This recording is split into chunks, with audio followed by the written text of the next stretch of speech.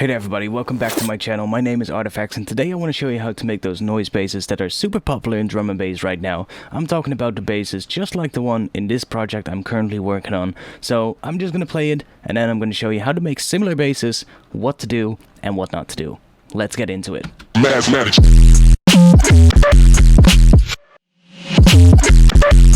You need to.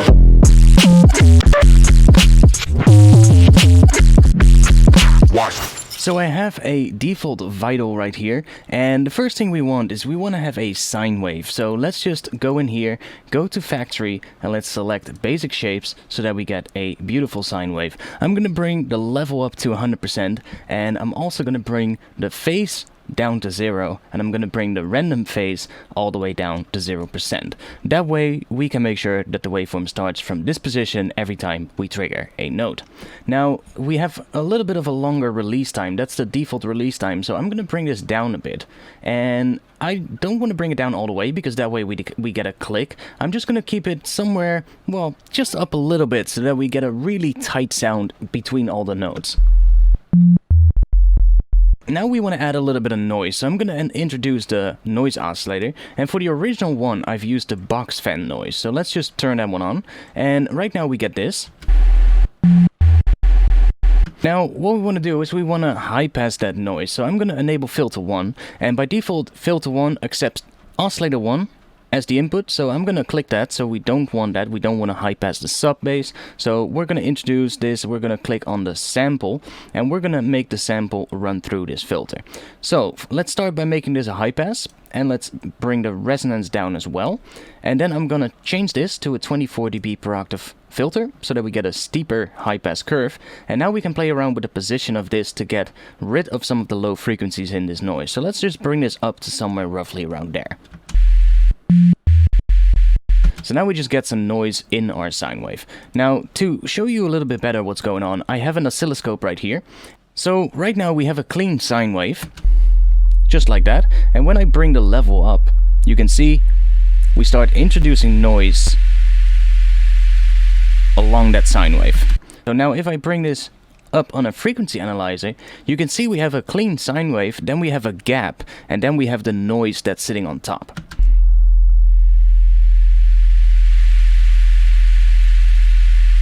So that gap is also where a lot of your drums are going to be, so that's actually pretty good to have that gap there, but we do want to make sure that it's not completely empty. So the next step would be to distort this together. So let's enable the distortion in the effects, and by default it's set to soft clip mode. That's actually good, we want soft clip mode on this one. And look at what happens first of all when I bring the drive up here, and look at what happens to the shape of our sine wave with the noise on top. So that's what we already have. It's already gotten a little bit more rounded, but we can see that there's a noise happening along the top of the sine wave, right? And along the bottom as well, by the way. So we got our sine wave with noise. It becomes a rounded square, and then the noise starts to disappear.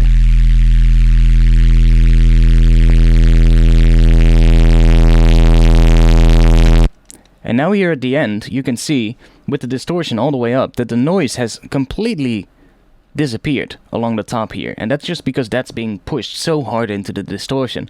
But the noise is still happening right here. So we actually got, by distorting this really heavily, we've gotten rid of some of the noise along the top of the waveform. So that's what we have now. I'm going to back this up again a little bit.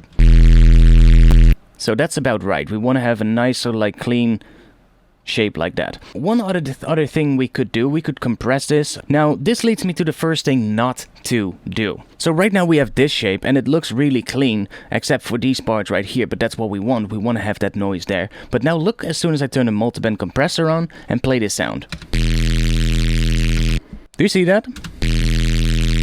Our shape has completely changed. So why is that happening? Well, the multiband compressor is obviously multiband, so it has 3 individual frequency bands, and it splits the sound, the incoming sound, up into 3 bands. That frequency split is happening at specific frequencies. At those frequencies, which is the crossover point, it's basically filtering the incoming audio, and it's creating the frequency bands that way. But that filtering is creating a phase change. It's creating a phase offset around that frequency, and that is altering the shape of our beautifully crafted sub-bass with noise on top of it that we've made earlier. So this isn't really ideal. You don't want to do that. We want to retain this shape. And why do we want to retain that shape? Well, here I have the frequency curve of this bass currently, and you can see that we have a really loud fundamental frequency, so the lowest peak right here. That's our sub bass. Now, if I turn the compressor and the distortion off, turn the noise off as well, and play this, you will see that that is our sine wave oscillator right here. So let's turn this one off as well. There we go. See, that is our sub bass. That one first peak, that's there, and that's the first oscillator. So even after introducing all the other things, including with the distortion, we still have that sub bass here, and it's just as powerful as it was before without anything else that we did. So the only thing the distortion did is it has created these upper harmonics on top of the sine wave, which create that rounded square wave shape on the oscilloscope, and then the noise sits around here, and that is also being brought up by the distortion and is made a lot more gritty. But the moment we turn this on, it completely changes the shape of our waveform, because we go from this to this. And you can also hear we're losing sub right away, and you will be able to see that on here as well. You will be able to see that the lowest peak here, the fundamental, is much quieter now. But not only has it gotten quieter, we've also altered the shape. The closer this shape is to an actual sine wave, the more powerful your sub bass will be. So if you want to have a really powerful bass with a very, good amount of low end, you don't want to get this shape too far away from a sine wave. This is basically what you want to get. And by doing that multiband, we're screwing that up again. So you don't want to do that. What you could do though, to even out the volume, is switch this out to a single band compressor. Now, there's two stages of compression happening right here.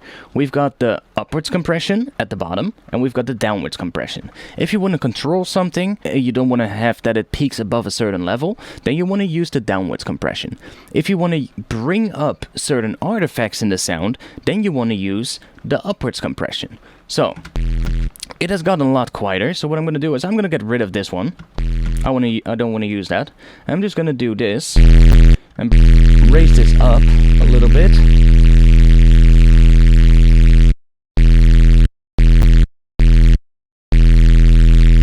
Just so we're increasing the level a little bit more.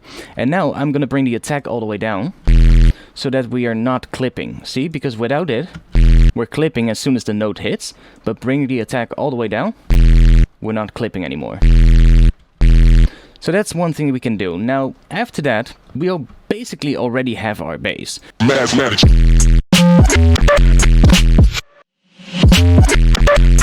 You need to.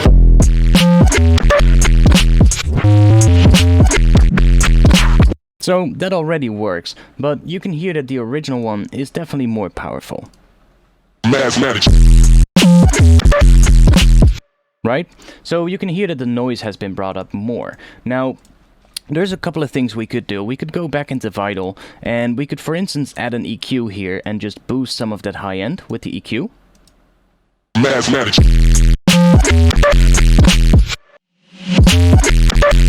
You need to.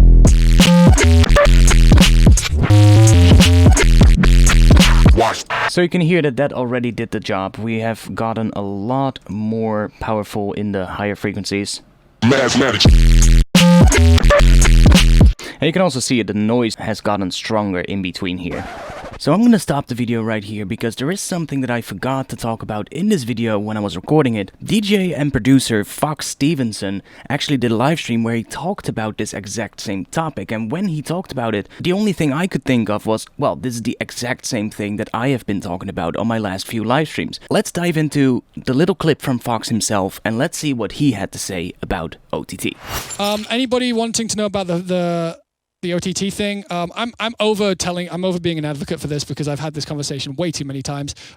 OTT fucks up your phase between your lows, mids, and highs. If you want to create extra amplitude, as in extra dBs from your sounds without actually making them sound any louder, and you want to struggle with your mastering because all of your high end is completely way out from any of the places that you've saturated them into, then feel free to use OTT. I'm over it. You guys can do what you want. If you want to do this to your sounds, here's a square wave. A square wave in place of a cool sound that you've distorted together, because a square wave is essentially just perfect distortion in a way. Here's that. Here it is with OTT. If you want all of your individual high-end partials to suddenly be offset from your fundamental zero crossings, and you want to have a real hard time keeping your mix sounding pristine with all of your high-end over your low-end after fucking up all the phase between those things, go ahead, everybody. I'm done. I'm done arguing about OTT. Done. When I was listening to what Fox Stevenson was saying, it actually just told me like, hey, this is exactly what I've been talking about in the last couple of live streams. And I also saw a lot of the responses in the comments on what Fox was saying. Now, if you see your comment right now, don't take it too personal, please. So let's just look at it, because I forgot to put this into the video. What OTT does to drums, because a lot of times I see people using OTT on drums. Now here I have a drum loop that sounds like this. So let's say you've carefully crafted that snare drum, maybe the kick drum as well, and now you decide, well, together with the bass, it needs some more grit. Let's put OTT on my drums just to bring some of that high frequency detail out. Well, let's do that. I'm going to use the Extra Records OTT, I'm going to put it on here, and let's just start off by bringing the depth all the way down so that we're not doing any OTT on this. Let's see what happens to our drums.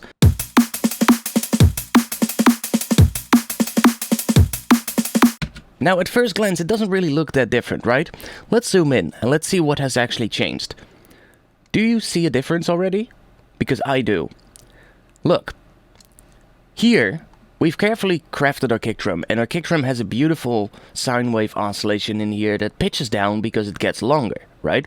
Here, it kind of stays the same, but from here, our sub bass in our kick drum starts drifting out of phase. The waveform is in the positive position, whereas in this one it's actually getting close to the negative position.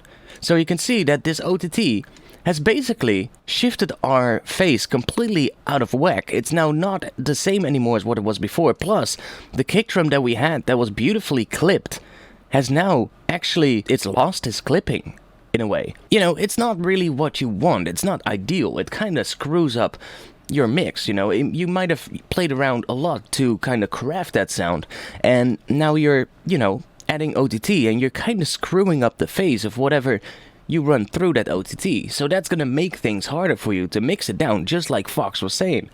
So yeah, this is a really interesting thing. Now let's have a little look at what happens if we bring the depth up a little bit. And let's say we're gonna bring the time up so that we're not gonna get as heavy compression, which is what a lot of people would say. Bring the depth up a little bit so you get a little bit of that spicy OTT compression and boost the low end a little bit. And I wanna see what that does to the drums. So if we look at this, yeah, same thing happens, right? We have the kick drum. The first part of the kick drum still looks relatively similar. But again, right here, you can see it's completely out of phase with what we had before it. So that is the thing that I mean. Like, right here, look, they are basically in opposite directions now. So that is a problem. Like, for instance, maybe you have written your track already and you've got your drums and you spend a lot of time making your kick drum and your sub bass sit well together in terms of the phase. If you then throw OTT on your drums, it completely throws that out of phase again. So you might have spent a lot of time making that correct and making it good, and then you put OTT on and you're basically screwing it up again, and you're making it yourself a lot harder. So now let's get back to the present me and let's see what that OTT does to our bass sound. After that, I want to show you a couple more things that you don't want to do. There's a lot of people, what they would use is they would use OTT on sounds. Now OTT does a frequency split as well, and I'll show you. It'll achieve the exact same thing as what I just showed in Vital. So this is the OTT from Ableton. And again, you can see immediately our shape is completely changed. Now, what people often say is you want to bring the amount down, but I'll show you what happens. Look. Even when we bring the amount down, that shape is still completely different. I can bring the amount down all the way to 0%, which means that this shouldn't be doing anything. Now look at our shape. I'm gonna play that long note.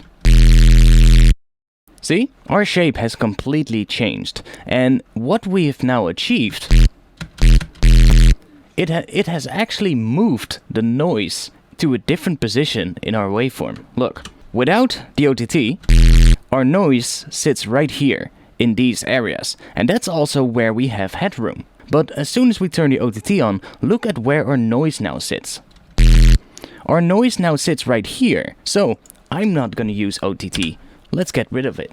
But what about the Extra Records OTT then? I mean, that one must be better then, right? It's an external third-party plugin. Let's try it out. Let's bring up Extra Records OTT and let's look at the waveform. Well, it's basically the exact same thing. Bring the depth all the way down to 0%. And we still are altering our shape ridiculously. So again, I don't want to do this. How could we, for instance, now bring the noise up without altering the shape of our waveform? Well, I'm going to use a different multiband compressor for that. I'm going to use the Fabfilter multiband compressor, Fabfilter Pro-MB. And this is why I think it's really important. Multiband compression, because that ultimately is what OTT does, right? It's a multiband compressor and it does a very particular thing. What it does both downward compression and upwards compression. And the downwards compression is not really that heavy. It is there, but it's not that heavy. What people really hear, and that is the most prominent effect of OTT, is the upwards compression that's happening in the high frequencies. Now, I want to bring more high frequency detail out of this bass sound. So right now it sounds like this, which is alright, but I want to maybe bring that high end out of it a little bit more.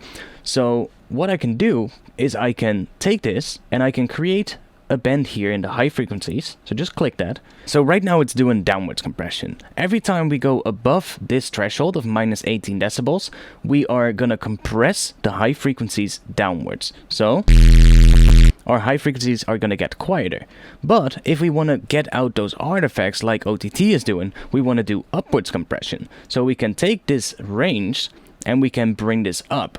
Now OTT does a maximum of 30 decibels of upwards compression. It's a pretty aggressive amount of upwards compression, and that is really bringing out those little details, especially in the tails of sounds. When sounds stop and they fade out, those tails are brought up a lot. Same for like reverb and delay tails, and that is something that people love a lot about OTT, because what it's doing is it's bringing up everything below a certain threshold. So the threshold is currently set to minus 18 decibels, and if I would add reverb to this, for instance, and just mix this in really quietly, and you'll see that this compressor will bring up the reverb tail. See? So that's basically what OTT is doing as well, but at the same time it's doing also downwards compression and other things. But if you know how to do this, you can get out certain details of a sound, specific parts of a sound, without using OTT. And this is not changing the phase of the audio as much as what OTT will be doing. It's actually still a perfect square wave, basically a perfect rounded square wave with some noise. We can change the threshold here, so if I bring this up to 0, then what it's doing is it's basically always bringing up noise, because it's bringing up everything below this threshold, and we're not hitting 0 decibels, so it's always going to be bringing up noise. And this might be louder, because right now if I bring this up, you'll hear that the noise becomes louder.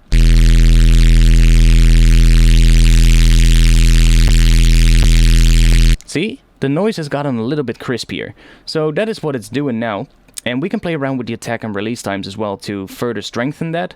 And the same for the knee. So if I bring the knee all the way down, now we're really getting a lot of noise. And you can see what is happening. Now it's bringing up the noise so much that the noise is becoming louder than what the maximum value of our square wave is. So that is also not what we want, because now our sub bass is becoming less powerful because the noise is way too loud.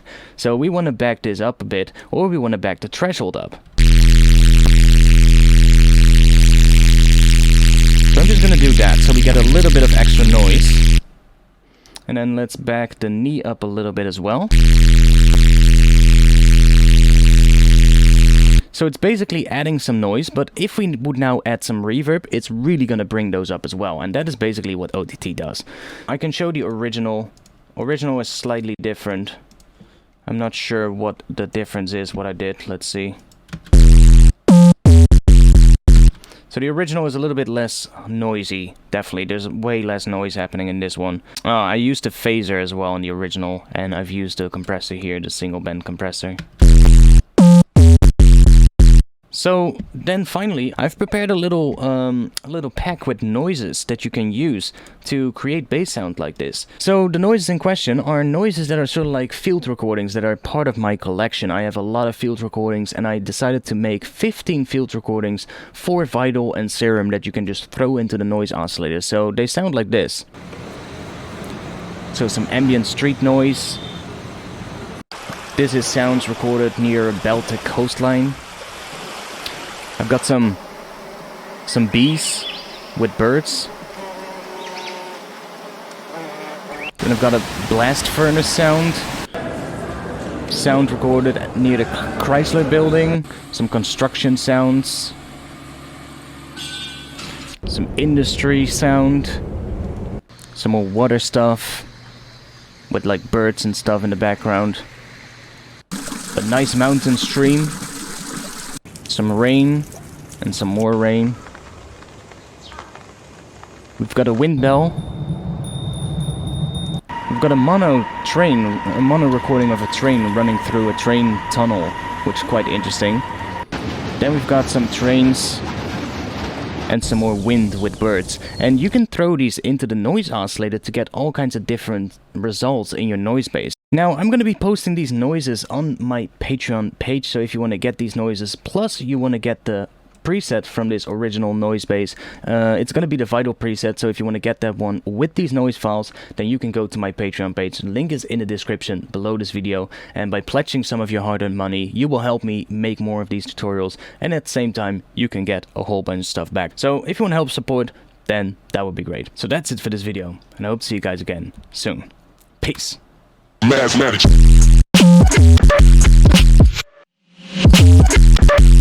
You need to